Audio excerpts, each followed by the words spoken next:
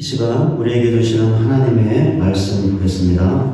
신약성경 마가복음 4장 14절부터 20절까지입니다. 마가복음 4장 14절부터 20절까지입니다. 제가 말씀 봉독하겠습니다.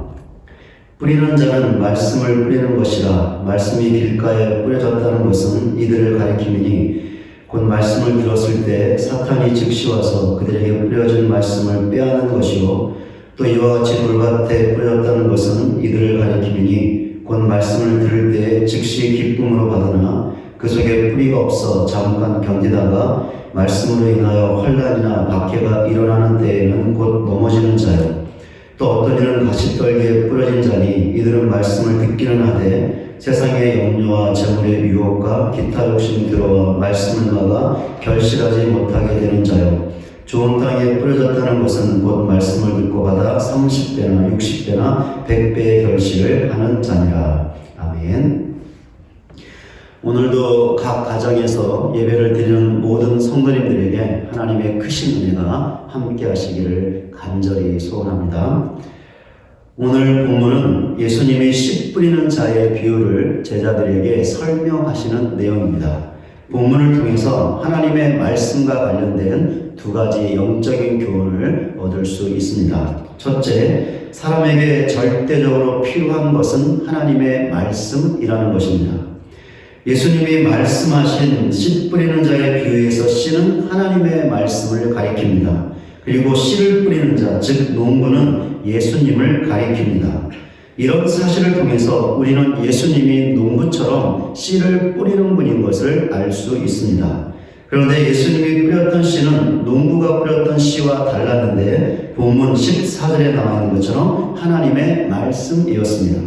예수님은 사람들을 위해 농부의 사역, 즉 하나님의 말씀을 뿌리는 사역을 감당하셨습니다. 그리고 그 사역에 열심을 다하셨습니다. 예수님의 공생애가 3년이었는데 그 기간 전부가 하나님의 말씀을 뿌리는 사역이었다라고 해도 과언이 아닐 정도로 예수님은 이 사역을 위해 정말이지 많은 수고를 다하셨습니다. 마가는 예수님이 얼마나 수고를 하셨는지 예수님이 식사할 시간조차 없었다라고 기록할 정도였습니다. 마가복음 3장 20절입니다. 집에 들어가시니 무리가 다시 모임으로 식사할 겨를도 없는지라. 왜 예수님은 사람들을 위해 말씀을 뿌리는 수고를 하셨을까요? 왜 식사를 하지 못하면서까지 말씀을 뿌리는 사역에 헌신하셨을까요? 왜냐하면 사람에게 절대적으로 필요한 것이 하나님의 말씀이었기 때문입니다. 사람에게 절대적으로 필요한 것은 돈이 아닙니다. 명예도 아니고 힘도 아니고 권력도 아닙니다. 좋은 집도 아니고 좋은 차도 아니죠. 나를 이해해주고 도와줄 좋은 친구도 아닙니다. 물론 이런 것들도 사람들에게 필요하죠. 있으면 좋은 것들이고 유익한 것들입니다. 그러나 이런 것들이 사람에게 절대적으로 필요한 것은 아닙니다. 사람에게 절대적으로 필요한 것은 이런 것들이 아니라 하나님의 말씀입니다. 그렇기 때문에 예수님이 하나님의 말씀을 뿌리는 사역에 헌신하셨던 것입니다. 하나님의 말씀은 두 부류의 사람에게 절대적으로 필요합니다. 첫 번째 부류의 사람은 예수님을 믿지 않는 사람들입니다. 예수님을 믿지 않는 사람이 자기 자신이 죄인임을 어떻게 알 수 있을까요? 예수님이 자기 죄를 위해 십자가에서 죽으시고 부활하신 사실을 어떻게 알 수 있을까요? 구원자이신 예수님을 영접하고 믿어야 구원받을 수 있음을 어떻게 알 수 있을까요? 돈을 통해서 알 수 있을까요? 좋은 집과 차를 통해서 알 수 있을까요? 힘과 명예와 권력을 통해서 알 수 있을까요? 좋은 친구들을 통해서 알 수 있을까요? 아니죠. 이런 것들로는 도저히 알 수 없습니다. 그럼 무엇으로 알 수 있는 것일까요? 바로 하나님의 말씀을 통해서 알 수 있습니다. 그렇기 때문에 예수 믿지 않는 사람은 반드시 하나님의 말씀을 들어야 합니다. 그래야 자기 자신이 죄인임을 깨닫고 그 죄를 회개하고 예수 믿어 구원받을 수 있는 것입니다. 영원한 상황에서 영원한 생명으로 옮겨질 수 있는 것이죠. 새로운 생명으로 하나님의 자녀가 될 수 있는 것입니다. 그러니 예수님을 믿지 않는 사람에게 절대적으로 필요한 것이 무엇입니까? 돈인가요? 힘과 명예와 권력인가요? 좋은 집과 차인가요? 주변에 있는 좋은 친구들인가요? 아니죠. 하나님의 말씀입니다. 오직 하나님의 말씀만이 절대적으로 필요한 것입니다. 우리는 이 사실을 분명하게 알아야 합니다. 왜 그렇습니까? 그래야 우리도 예수님처럼 말씀을 뿌리는 농부의 사역을 감당할 수 있기 때문입니다. 이 세상 어딘가에는 내가 아니면 하나님의 말씀, 복음을 듣지 못할 사람이 있습니다. 반드시 있습니다. 이 세상 어딘가에는 내가 전하는 하나님의 말씀, 복음을 듣고 예수 믿어 구원받을 사람이 있습니다. 반드시 있습니다. 단 한 명이라도 반드시 그 사람이 있습니다. 이런 사실을 확고하게 믿는 우리 모두가 되시기를 바랍니다. 그리하여 예수님처럼 믿지 않는 사람들에게 하나님의 말씀을 뿌리는 농부의 사역을 신실하게 감당하여 그들을 하나님께로 이끄는 우리 모두가 되시기를 주님의 이름으로 간절히 소원합니다. 하나님의 말씀이 절대적으로 필요한 두 번째 부류의 사람입니다. 예수님을 믿는 사람입니다. 하나님의 말씀은 예수님을 믿지 않는 사람들에게만 절대적으로 필요한 것이 아닙니다. 이미 예수님을 믿는 사람들에게도 절대적으로 필요합니다. 제가 생각하는 이유는 네 가지입니다. 첫째, 성화 때문에 절대적으로 필요합니다. 예수님을 믿으면 그것으로 모든 것이 끝나는 것이 아니죠. 오히려 예수님을 믿는 것은 새로운 시작이라고 할 수 있습니다. 어떤 시작이죠? 예수님을 닮아가야 하는 성화의 시작입니다. 그럼 무엇으로 성화를 이루어갈 수 있을까? 바로 하나님의 말씀으로 이루어갈 수 있습니다. 디모데전서 4장 5절입니다.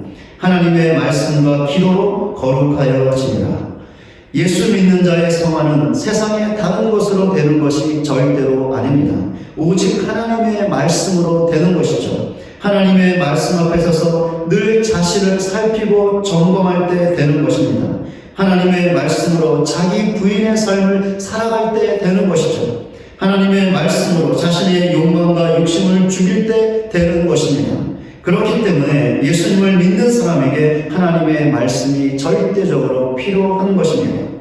두 번째 이유입니다. 하나님의 인도 때문에 절대적으로 필요합니다. 예수님을 믿는 사람은 하나님의 인도를 받는 사람입니다. 그럼 무엇으로 하나님의 인도를 받는 것일까?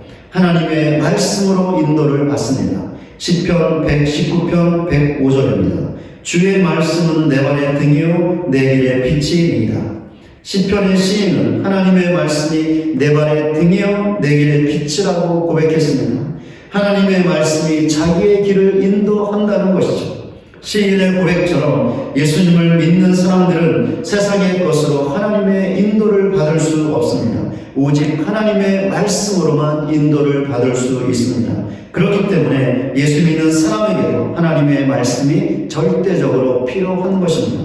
세 번째 이유입니다. 하나님에 대한 지식 때문에 절대적으로 필요합니다. 호세아 4장 6절입니다. 내 백성이 지식이 없으므로 망하는도다. 내가 지식을 버렸으니 나도 너를 버려 내 제사장이 되지 못하게 할 것이요 내가 내 하나님의 율법을 잊었으니 나도 내 자녀들을 잊어버리리라. 호세아 선지자는 하나님의 백성이 하나님을 알지 못하기 때문에 망한다고 탄식했습니다. 그래서 그는 하나님을 힘써하려고 외쳤습니다. 호세아 6장 3절입니다. 그러므로 우리가 여호와를 알자 힘써 여호와를 알자. 그의 나타나시는 새벽빛같이 어김없나니 비와 같이 땅을 덮치는 늦은 비와 같이 우리에게 임하시리라 하니라. 호세아의 외침처럼 예수님을 믿는 사람은 하나님을 힘써 알아야 합니다. 그럼 무엇으로 하나님을 알 수 있을까요? 하나님의 말씀으로 알 수 있습니다. 왜 그렇습니까? 하나님께서 하나님의 말씀을 통해서 성경을 통해서 자신을 계시하셨기 때문입니다. 그러니 예수 믿는 사람은 세상에 다른 것이 아니라 오직 하나님의 말씀으로만 하나님을 알 수 있습니다. 그렇기 때문에 믿는 자에게도 하나님의 말씀이 절대적으로 필요한 것입니다. 마지막 네 번째 이유입니다. 하나님과의 교제 때문에 절대적으로 필요합니다. 예수님을 믿는 사람은 살아계신 하나님과 인격적인 교제를 나누는 사람들입니다. 그러니 날마다 하나님을 만나 교제의 시간을 가져야 합니다. 그럼 무엇으로 하나님과 교제할 수 있는 것일까요? 하나님의 말씀으로 교제할 수 있습니다. 하나님의 말씀 말고 세상의 다른 것으로 하나님과 교제할 수 없죠. 그렇게 믿는 자에게도 하나님의 말씀이 절대적으로 필요한 것입니다. 지금까지 살펴본 대로 하나님의 말씀은 예수님을 믿는 사람에게도 절대적으로 필요합니다. 이 사실에 아멘하고 동의하십니까? 아마 지금 예배를 하고 있는 우리 모두는 이 사실을 아멘으로 받아들이고 동의할 것입니다. 그렇다면 어떻습니까? 우리는 우리 자신에게도 하나님의 말씀이 절대적으로 필요한 것을 알아 그 이유대로 살아가고 있습니까? 하나님의 말씀만을 붙잡고 그 말씀으로 우리 자신의 욕심과 욕망을 죽여나가며 예수님을 닮아가고 있습니까? 우리 자신의 뜻과 생각을 버리고 오직 하나님의 말씀으로 인도를 받고 있습니까? 하나님의 말씀을 통하여 하나님을 더욱더 알아가고 있습니까? 하나님의 말씀으로 날마다 그분을 만나고 있습니까? 과연 우리 자신의 모습은 어떻습니까? 이 시간에 잠시 우리 자신의 모습을 돌아보시기를 바랍니다. 하나님의 말씀은 우리 자신에게도 절대적으로 필요한 것입니다. 이 사실을 반드시 기억하고 확고하게 믿으시기 바랍니다. 그래야 우리에게 하나님의 말씀이 절대적으로 필요한 이유대로 하나님의 말씀으로 더 거룩하게 되고 하나님의 인도를 받고 하나님을 더 깊이 알아가고 하나님과 더 깊고 친밀한 교제를 나누는 믿음의 삶을 살아가는 우리 모두가 되시기를 주님의 이름으로 간절히 축원을 드립니다. 오늘 본문을 통해서 얻을 수 있는 두 번째 영적인 교훈입니다. 하나님의 말씀을 듣되 그것을 나의 말씀으로 받아야 한다는 것입니다. 하나님의 말씀이 우리에게 절대적으로 필요하다는 사실을 알고 믿는다면 우리는 하나님의 말씀을 반드시 들어야 합니다. 정말 잘 들어야 합니다. 육체의 귀로만 듣는 것이 아니라 마음과 영으로 들어야 합니다. 이것과 관련해서 또 한 가지 중요한 사실이 있는데요. 무엇이냐면 하나님의 말씀을 듣되 다른 사람이 아닌 나의 말씀으로 듣고 받아야 한다는 것입니다. 오늘 본문은 하나님의 말씀을 듣는 것과 듣는 것을 넘어서 나의 말씀으로 받는 것과의 엄청난 차이를 보여주고 있습니다. 우선 하나님의 말씀을 듣기만 하는 경우를 살펴보겠습니다. 세 가지의 경우가 있습니다. 첫 번째 경우는 하나님의 말씀을 말 그대로 듣기만 하는 경우입니다. 본문 15절입니다. 말씀이 길가에 뿌려졌다는 것은 이들을 가리킴이니 곧 말씀을 들었을 때 사탄이 즉시 와서 그들에게 뿌려진 말씀을 빼앗는 것이요. 이 경우는 하나님의 말씀을 말 그대로 그냥 듣는 것입니다. 선포되는 하나님의 말씀에 전혀 관심이 없는 것이고 그 말씀에 마음을 집중하지 못하는 것이죠. 너는 떠들어라, 나는 잔다 라는 자세로 말씀을 듣는 것입니다. 한쪽 귀로 듣고 다른 한쪽 귀로 그냥 흘러보내는 것이죠. 그런데 이렇게 말씀을 듣게 되면 치명적인 결과가 있는데 사탄이 그 말씀을 빼앗아 간다는 것입니다. 하나님의 말씀은 보석과 같은 것이죠. 그런데 그 보석과도 같은 말씀을 지키지 못하고 사탄에게 빼앗기게 되는 것입니다. 이렇게 되면 말씀의 결실을 절대로 맺을 수 없습니다. 두 번째 경우는 말씀을 듣지만 그 말씀으로 넘어지는 경우입니다. 본문 16절과 17절입니다. 또 이와 같이 돌밭에 뿌려졌다는 것은 이들을 가리킴이니 곧 말씀을 들을 때 즉시 기쁨으로 받으나 그 속에 뿌리가 없어 잠깐 견디다가 말씀으로 인하여 환난이나 박해가 일어나는 때에는 곧 넘어지는 자요. 이 경우는 하나님의 말씀을 듣습니다. 그리고 그 말씀으로 인한 기쁨도 갖습니다. 그런데 말씀에 깊은 뿌리가 없죠. 그래서 어떤 어려움이나 핍박이나 고난을 당하게 되면 오히려 그 말씀으로 넘어집니다. 어떤 일이 있더라도 어떤 어려움과 고난이 있더라도 말씀을 붙잡고 흔들리지 말아야 하는데 견디고 인내해야 하는데 그렇게 하지 못하는 것이죠. 이런 경우에도 말씀의 결실을 절대로 기대할 수 없습니다.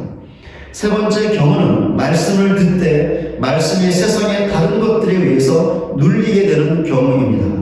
본문 18절과 19절입니다.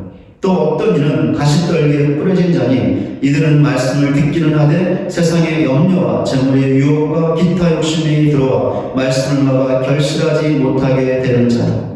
이 이 경우는 말씀을 듣지만 세상의 염려와 재물의 유혹과 기타 욕심들에 의해서 그 말씀이 눌리는 경우입니다.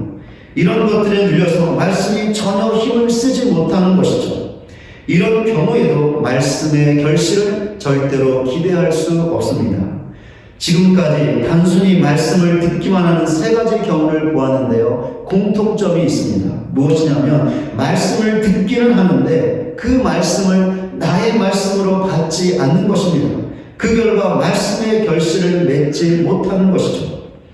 하나님의 말씀을 들을 때 그 말씀을 다른 사람이 아닌 나의 말씀으로 듣는 사람이 있다고 한번 생각해 보시기를 바랍니다. 이런 사람이 말씀을 들을 때 어떻게 단순하게 듣기만 할까요? 어떻게 말씀에 대하여 마음을 다하지 않고 집중하지 않을 수 있을까요? 어떻게 한쪽 귀로 듣고 다른 한쪽 귀로 흘러보낼 수 있을까요? 절대로 그럴 수 없습니다. 하나님의 말씀을 들을 때 그 말씀을 나의 말씀으로 받는 사람이 어떻게 그 말씀으로 인하여 어려움과 고난이 올 때 견디지 못할 수 있을까요? 말씀의 기쁨은 이래 사라지고 그 말씀 때문에 어려움을 당한다고 넘어질 수 있을까요? 절대로 그럴 수 없습니다. 하나님의 말씀을 들을 때 그 말씀을 나의 말씀으로 받는 사람이 어떻게 세상의 염려와 재물의 유혹과 기타 욕심이 그 말씀을 누르게 할 수 있을까요? 절대로 그럴 수 없습니다. 물론 우리가 연약한 인간이기 때문에 하나님의 말씀을 나의 말씀으로 듣고 받는다 해도 그 말씀 때문에 어려움과 고난이 오면 흔들릴 수 있습니다. 세상의 염려나 재물의 유혹과 욕심 때문에 그 말씀이 눌릴 수 있죠. 그러나 하나님의 말씀을 진정으로 나의 말씀으로 듣고 받는 사람은 다시 돌아옵니다. 다시 제자리로 돌아오죠. 다시 하나님의 말씀을 붙잡고 말씀에 굳게 서서 흔들리지 않고 인내하며 세상의 모든 것들을 이겨나갈 수 있습니다. 그런데 문제는 하나님의 말씀을 나의 말씀으로 듣고 받지 않는다는 것이죠. 그렇기 때문에 사탄에게 말씀을 빼앗기고 말씀 때문에 오히려 넘어지고 세상의 다른 것들 때문에 말씀이 힘을 쓰지 못하는 일들이 우리 안에 일어나는 것입니다. 그리고 이렇게 되면 절대로 말씀의 풍성한 결실을 거둘 수 없게 되는 것이죠. 그러나 이런 세 가지 경우와 너무나 다른 한 가지 경우가 있습니다. 본문 20절입니다. 좋은 땅에 뿌려졌다는 것은 곧 말씀을 듣고 받아 30배나 60배나 100배의 결실을 하는 자니라. 이 경우가 앞선 세 가지 경우들과 다른 것은 말씀을 듣는 것만으로 그치는 것이 아니라 그 말씀을 나의 말씀으로 듣고 받는 것입니다. 진정으로 그렇게 하는 것이죠. 그래야 그 말씀이 마음 깊이 뿌리 내리는 것입니다. 그렇게 말씀 때문에 어떤 어려움과 고난이 닥친다 하더라도 그 모든 것을 참아내고 인내할 수 있는 것이죠. 또한 염려가 엄습하고 재물의 유혹이 공격하고 기타 욕심이 공격한다 하더라도 자기가 받은 말씀을 붙들고 그 모든 것들을 이겨낼 수 있는 것입니다. 그래서 결국에는 말씀의 풍성한 결실을 맺게 되는데 30배, 60배, 100배의 풍성한 결실을 맺게 되는 것입니다. 우리는 하나님의 말씀을 듣습니다. 그런데 우리가 하나님의 말씀을 들을 때 자주 하는 영적인 실수가 있습니다. 무엇일까요? 하나님의 말씀을 들을 때 자꾸 다른 사람들을 개입시키는 것이죠. 오늘 말씀은 그 사람이 들어야 하는데, 오늘 말씀은 저 사람이 들어야 하는데, 오늘 예배 시간에 나오지 않았는데 어떻게 하지? 라며 다른 사람을 계속해서 떠올리는 것이죠. 이런 태도는 형제의 눈에 있는 티끌만 보고 자기의 눈에 있는 들보는 보지 못하는 것과 똑같은 경우입니다. 우리는 말씀을 들을 때 반드시 이런 태도를 버려야 합니다. 그러니 하나님의 말씀을 들을 때 절대로 다른 사람의 얼굴을 떠올리지 말아야 합니다. 들려지는 하나님의 말씀 앞에 오직 우리 자신만이 서야 합니다. 그 말씀을 오직 나의 말씀으로만 듣고 받아야 합니다. 이런 사실을 반드시 알고 앞으로 하나님의 말씀을 들을 때 절대로 다른 사람을 떠올리지 마시고 오직 우리 자신만이 그 말씀 앞에 서서 그 말씀을 아멘으로 받으시기를 바랍니다. 그러한 말씀의 깊은 뿌리를 내려서 그 어떤 경우라도 흔들리지 않고 말씀이 눌리지 않아서 말씀의 풍성한 결실을 맺는 믿음의 삶을 살아가는 우리 모두가 되시기를 바랍니다. 말씀을 맺겠습니다. 본문 20절을 다시 한번 보겠습니다. 좋은 땅에 뿌려졌다는 것은 곧 말씀을 듣고 받아 30배나 60배나 100배의 결실을 하는 자니라. 예수님 당시 이스라엘 대부분의 지역에서 거둘 수 있는 수확량은 10배 정도였다고 합니다. 하나를 심으면 열을 거둘 수 있었던 것이죠. 그렇다면 예수님이 말씀하신 30배, 60배, 100배의 결실은 상당히 많은 양이었음을 알 수 있습니다. 하나님의 말씀이 얼마나 풍성한 결실을 맺을 수 있는지를 너무나 잘 보여주고 있습니다. 하나님의 말씀이 이렇게 풍성한 결실을 맺을 수 있는 이유가 있습니다. 무엇이냐면 하나님의 말씀에는 생명력이 있기 때문입니다. 이 생명력을 히브리서 기자는 다음과 같이 기록하고 있습니다. 히브리서 4장 12절입니다. 하나님의 말씀은 살아있고 활력이 있어 좌우의 날선 어떤 검보다도 예리하여 혼과 영과 및 관절과 골수를 찔러 쪼개기까지 하며 또 마음의 생각과 뜻을 판단하나니. 히브리서 기자는 분명하게 하나님의 말씀은 살아있고 활력이 있다고 말했습니다. 이러한 하나님의 말씀의 생명력은 예수님의 치유사역 가운데 너무나 잘 드러나고 있습니다. 예수님은 안전뱅이에게 일어나 걸으라고 말씀하셨습니다. 그러면 예수님의 말씀대로 안전뱅이가 일어나 걸었습니다. 맹인에게 눈을 떠서 보라고 말씀하셨습니다. 그러면 맹인이 앞을 보았습니다. 김어머니에게 너의 귀로 소리를 들으라고 말씀하시면 그대로 되었습니다. 심지어 예수님은 죽은 자도 살리셨습니다. 우리도 하나님의 말씀에 놀라운 생명력을 경험할 수 있습니다. 우리의 약함이 강함으로 변하고 우리의 두려움이 용기로 변하고 우리의 낭망이 소망으로 변하고 우리의 슬픔이 기쁨으로 변하고 우리의 미움이 사랑으로 변하는 말씀의 놀라운 생명력을 경험할 수 있습니다. 그렇다면 우리는 하나님의 말씀이 모든 사람에게 절대적으로 필요한 것임을 확고하게 믿어야 합니다. 그래서 예수님을 믿지 않는 사람에게 하나님의 말씀을 전하는 농부의 사역을 신실하게 감당해야 합니다. 그리하여 그들로 하여금 그들의 죽었던 영혼이 살아나는 말씀의 생명력을 경험하게 해야 합니다. 또한 우리 자신도 하나님의 말씀을 오직 나의 말씀으로 듣고 받아야 합니다. 그리하여 말씀의 30배, 60배, 100배의 풍성한 결실을 맺는 말씀의 생명력을 경험해야 합니다. 이런 믿음의 삶을 살아가는 저와 여러분 모두가 되시기를 주님의 이름으로 간절히 축원을 드립니다.